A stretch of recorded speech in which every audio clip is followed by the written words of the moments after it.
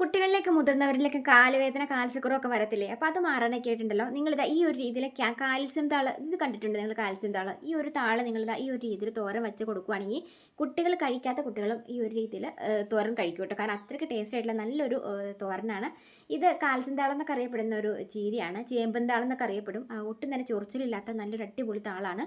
അപ്പോൾ രാവിലെ തന്നെയൊക്കെ കുട്ടികൾക്കൊക്കെ ഇതുപോലെ ഉണ്ടാക്കി കൊടുക്കുകയാണെങ്കിൽ കാലുവേദനയൊക്കെ ഉള്ള കുട്ടികൾക്ക് വളരെ നല്ലതാണ് കേട്ടോ. പ്രത്യേകിച്ച് വലിയ ആളുകൾക്കും നല്ലതാണ്.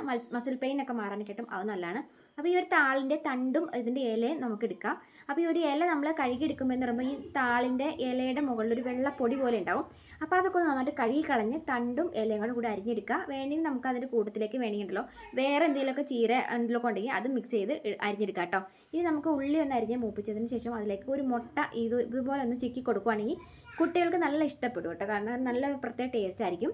അപ്പോൾ ഇനിയിപ്പോൾ നമുക്ക് ആ അരിഞ്ഞ് വെച്ചേക്കുന്ന താളിൻ്റെ ഇല നന്നായിട്ടൊന്ന് തട്ടി ഒപ്പി ഒന്ന് കൂട്ടി ഇളക്കിയിട്ട് മൂടി വയ്ക്കാം.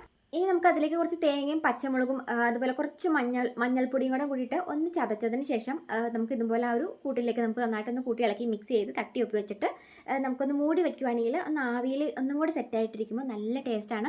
അടപ്പ് തുറന്ന് ഇതുപോലെ അങ്ങനെ ഇളക്കുമ്പോൾ തന്നെ നല്ല പ്രത്യേകമാണ് കേട്ടോ. മുട്ടയൊക്കെ ഇട്ട് ചിക്കിയത് കൊണ്ട് തന്നെ എന്തായാലും ഈ ഒരു രീതിയിൽ നിങ്ങൾ ഉണ്ടാക്കിയിട്ടുണ്ടെങ്കിൽ ചീരത്തോരൻ കഴിക്കാത്ത കുട്ടികളും ചീരത്തോരൻ കഴിക്കും. പ്രത്യേകിച്ച് കാലുവേദന കാൽസ്യക്കുറവ് മസിൽ പെയിനൊക്കെ ഉള്ള ആളുകൾക്ക് ഈ ഒരു ചീര നല്ലതാണ്. അപ്പോൾ ആരെങ്കിലുമൊക്കെ വീട്ടിലുണ്ടെങ്കിൽ ഒന്ന് ഇതൊന്ന് കമൻറ്റ് ചെയ്യുക. അപ്പോൾ നല്ലൊരു കാണാം. വീഡിയോ ഇഷ്ടപ്പെടുകയും ഷെയർ ചെയ്യാൻ മറക്കരുത്. ബൈ.